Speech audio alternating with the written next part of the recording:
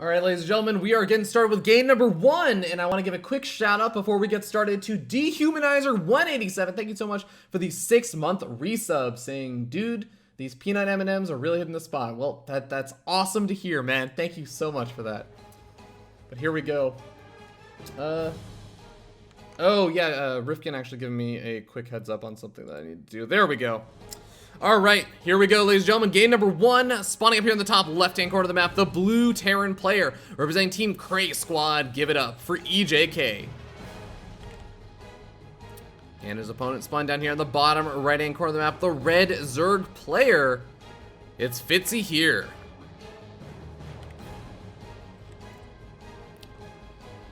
All right, so we do have a really what? We have an interesting build. I'm gonna leave it at that. EJK scouts the natural and just leaves and says, oh, I know the timing of your natural expansion hatchery.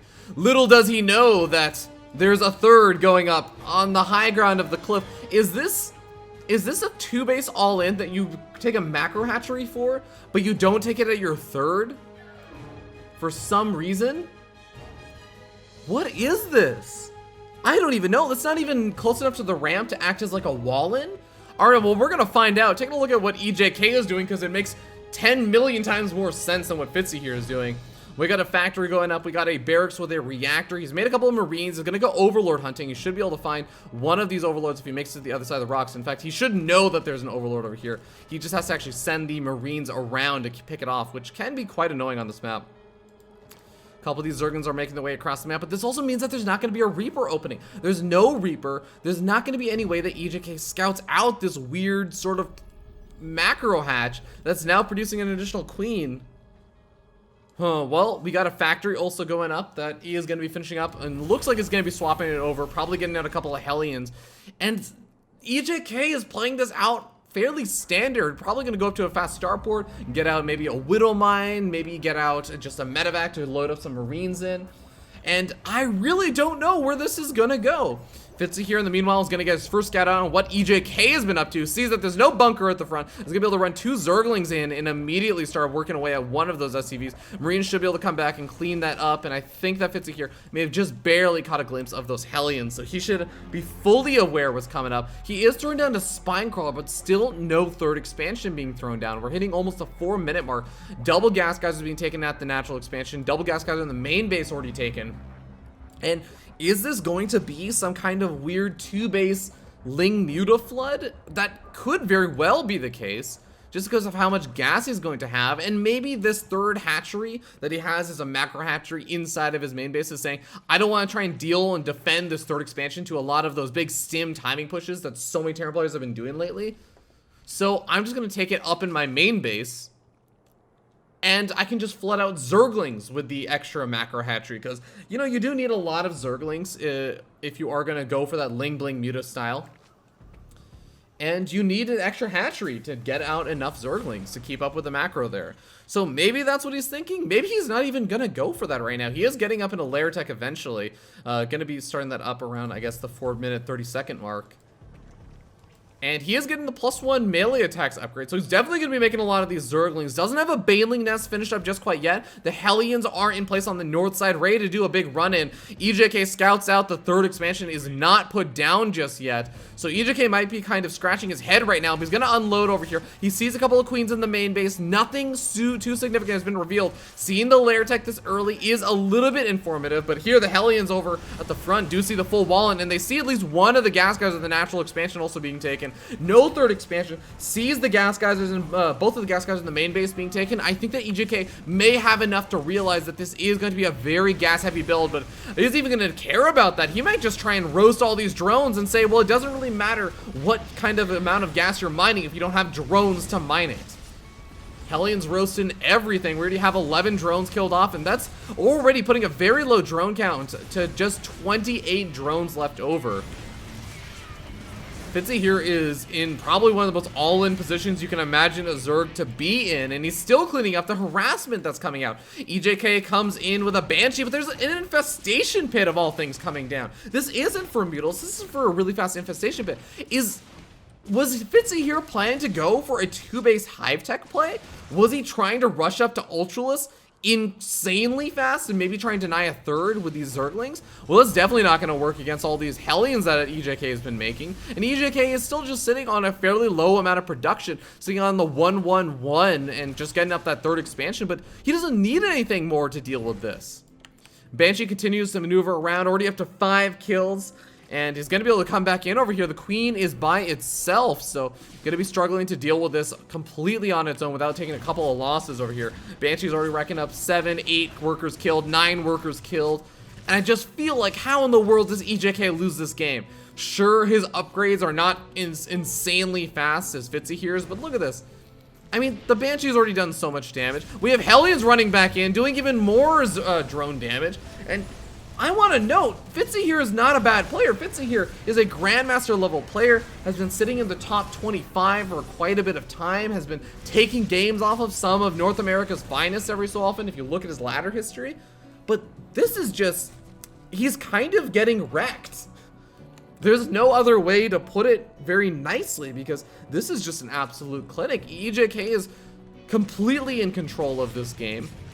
The Banshees are just coming in and just focus firing down drones because he can afford to sacrifice some of his army. He still has, I guess, a couple of units back at home. That is the one fear that maybe EJK should have, is that he's going to play overly greedy behind all this because he does have a 4th expansion going up, whereas Fitzyhere is still sitting on 2 base. Is Fitzyhere really just going to try and get up a hive tech or something and try and go for the win on 35 drones and 2 bases? I don't know how I feel about that, if that's his plan. Banshee does get picked off, and at least Fitzyhere has a decent number of queens to defend his 2 bases. Although maybe wants to hold position some of these. Make sure the Hellion run by doesn't just come back in and slaughter him again. Well, there's the Hive Tech, ladies and gentlemen. Hive Tech and Pathogen Glands. He is committed to making this work. And it's admirable. I will say it's admirable to give it your all over here, but now we got Hellbats in the mix, so these, whatever damage the Zerglings were able to do is not going to work out. And in fact, this Concave is even working against the Zerglings, as they all just get absolutely roasted in a matter of seconds through this nice little choke point over here. The Queens are also going to get target fire down by the Hellbats. Banshee does get focus fire down, so Fitzyhere at least trying to pick off whatever units he can. And it looks like he will be able to defend over here, but at what cost? He just lost all of his Zerglings again. And the Banshee comes in to the main base, killing off more units, killing off more drones. How many workers have died so far? 34 workers have died so far. If we get 2 more drone kills on this Banshee, there's going to be more drones killed than Fitzyhere has. EJK, in the meanwhile, is making a planetary fortress over his 4th expansion. Because again, the only way he could really lose this is if he gets counterattacked and doesn't have anything back at home. But I feel like this alone, these Hellions are enough to deal with the handful of Zerglings, and I guess the Infestor that's out, or the couple of Infestors that do have Pathogen Glands. Don't get me wrong, Infestors with Pathogen Glands are pretty nice, but Neural Parasite also coming out. A 5th expansion being taken for EJK.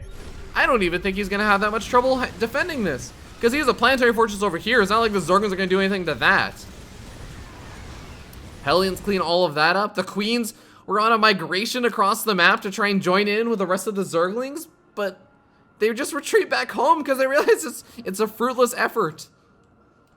And I believe we had, yeah, EJK was making, I think, 5 Liberators at a time or something along those lines. Yeah, you got 2 over here, 3, 4, 5. Yeah, that's 5 Liberators. No, sorry, 6 Liberators. No, 7 Liberators can be made at a time because we got 2 reactors. And of course, the Hellbats are getting fungal growth and a fantastic defense over here at the front. Fitzyhere is gonna hold, but he is not gonna be mining at all. That's a minor inconvenience, as we're now down to 19 drones. I believe that we have well passed the point of how many workers have been killed compared to how many are still alive in this game. It looks like Fitzyhere will just be continuing to dwindle in that count. But I can't sugarcoat this anymore, ladies and gentlemen. This is game. This is Fitzyhere, I guess, holding on to some struggle of hope that he can think of a solution to this in game number 2. And I still don't understand what the purpose of the proxy hatchery was. Or not the proxy hatchery, but the in-base macro hatchery. GG gets called. EJK finally takes victory and is going to walk away with game number 1 after a fairly long period of time.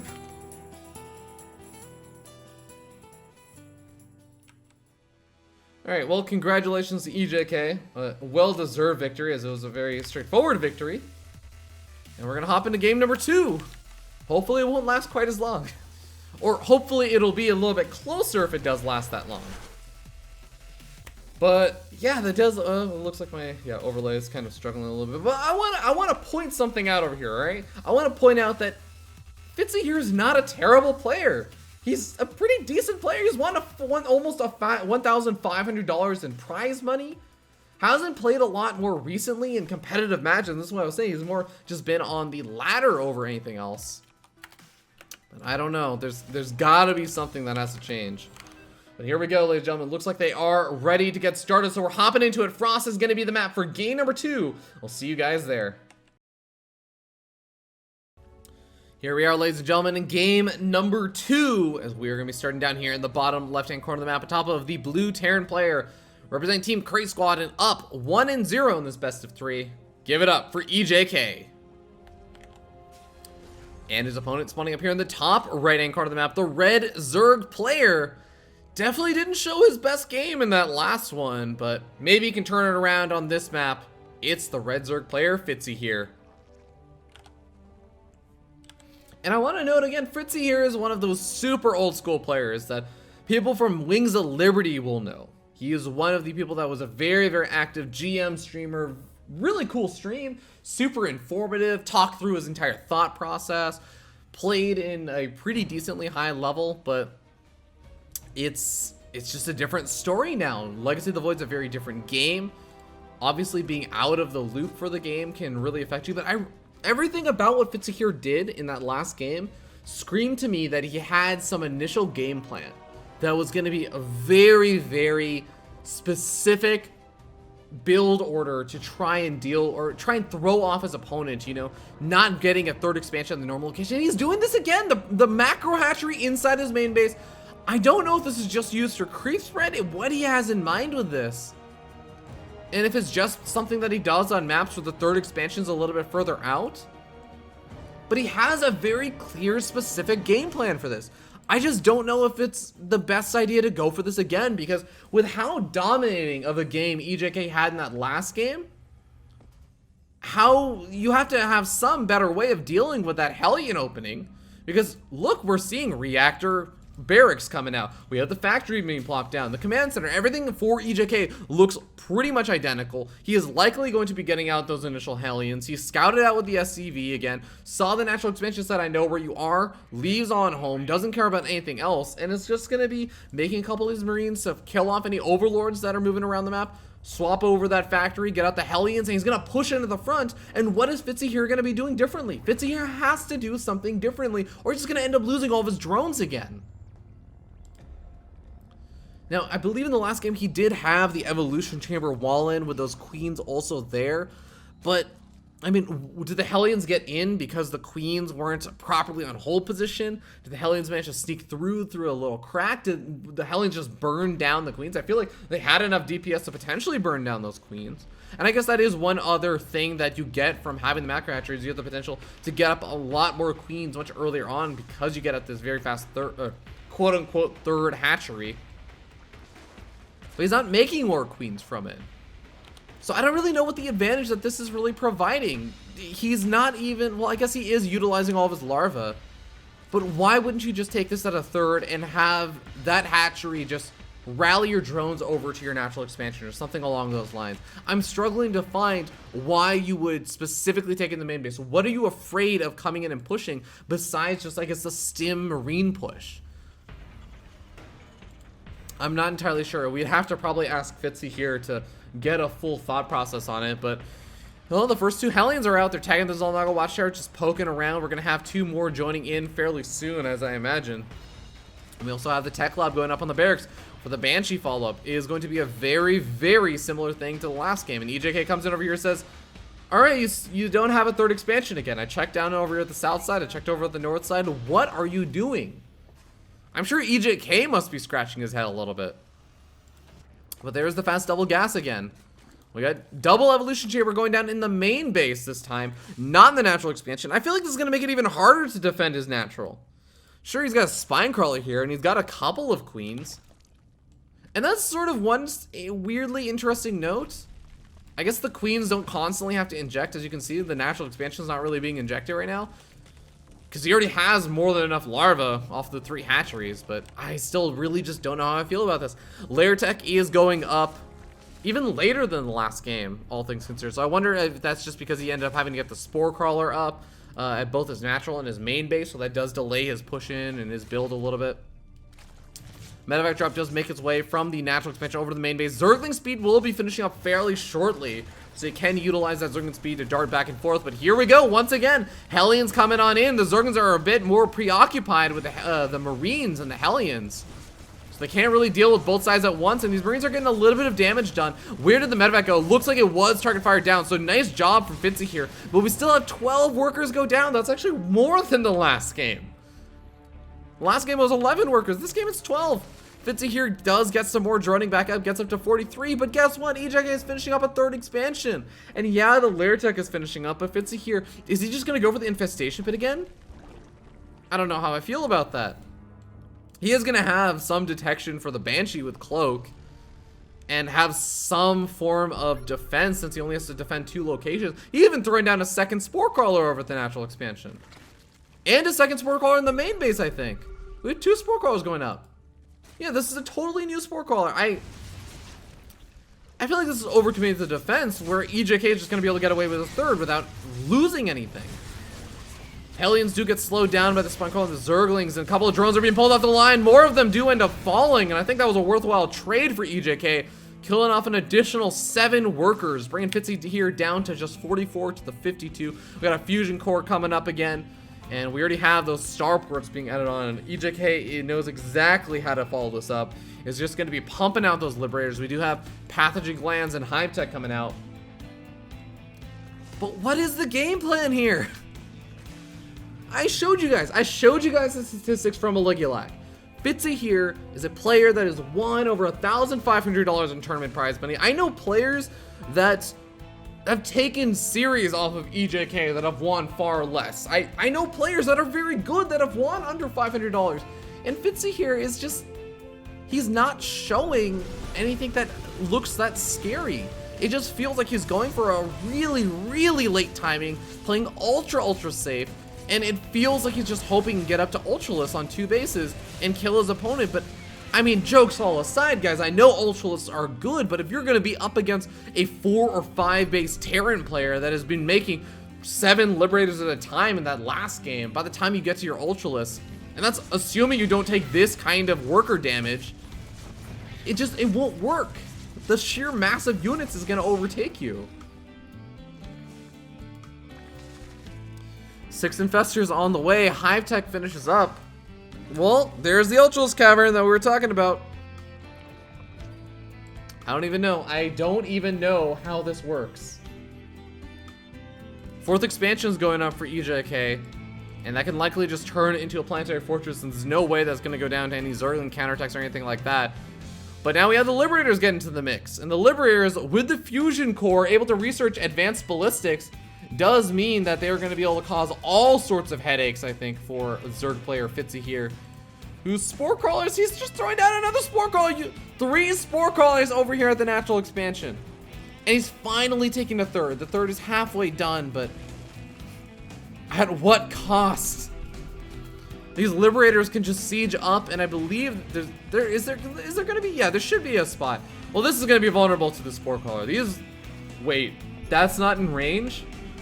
All right, well, you know, you win some, you lose some.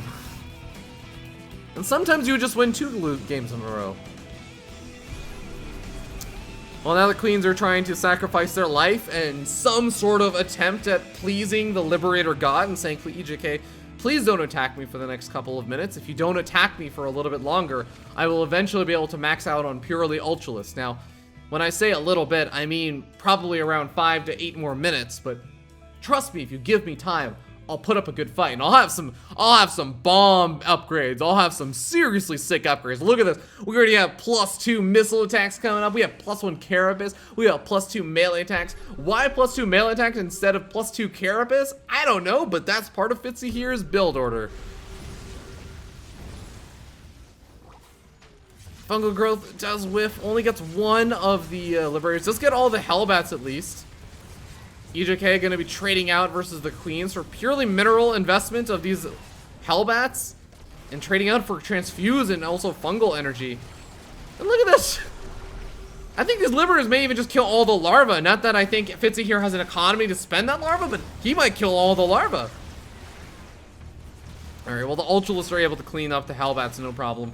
That is a saving grace, but yep, all the larvae is gone at both of these hatcheries. The drones are also not mining in the main base, despite the fact that I think they are fully able to. Viper's able to pull these Liberators into the range of the Spore Crawlers, so they do end up falling, but still he's not actually mining, really. I think it's just the third expansion. If EJK just sent a Liberator to that third, there'd be nothing. Okay, well, now we got two Rogue Ultralists saying, well, if you're spending all these resources on attacking me, maybe you don't have anything at home, but I mean, EJK has had so much time to build up an army back at home. He's got Liberators, he's got a Cyclone, he's got more Liberators coming out. How many is he on right now? Let's see. Let's count the starports. We got, I guess, five starports right now here. 2 of them on these reactors, so you can make 7 Liberators at a time. He's sitting on a 4-base economy, or will be once he actually starts saturating up this natural this 4th expansion. Got a 5th expansion going up right now. Corruptors are coming out to deal with the Liberators, in addition to Fungal Growth, I suppose. And Fitzyhere's now getting better trades than he was before. Let's take a look at the resources lost tab. Fitzyhere is being cost effective. That is something you can say about Fitzyhere's army. And he's got up a decent number of infestors. I mean, I'm really trying to give it a chance. But if he does get the most amazing fungal growths down, because all the Liberators are all clumped up, and he manages to clean all of them up, and then the Ultras clean up the ground army, and he's able to counterattack. No, okay, GG. EJK takes the 2-0 sweep in probably, hopefully, the most dominating series of today, because I don't want to watch another series that's as dominating as that. Oh boy. Well, that was a thing, ladies and gentlemen. Thank you so much for joining me on that wonderful journey. And I want to stress Fitzyhere is a good player. That almost just rang to me like Fitzyhere is just struggling. Like he's got a mental block on the matchup right now. For some reason, he just can't do it. ZBT just doesn't make sense to him or something. So he's like, I'm just trying to, you know what? If I can't get to Ultralists, I just lose. So I'm just going to try and 2-base it. I wonder if that's what he's thinking. But regardless, guys, we're going to go to a short little break. I'm going to find another match that hopefully Saravati versus Bales is not started, because I would love to do that. So we'll be back in a little bit, guys. Don't go anywhere.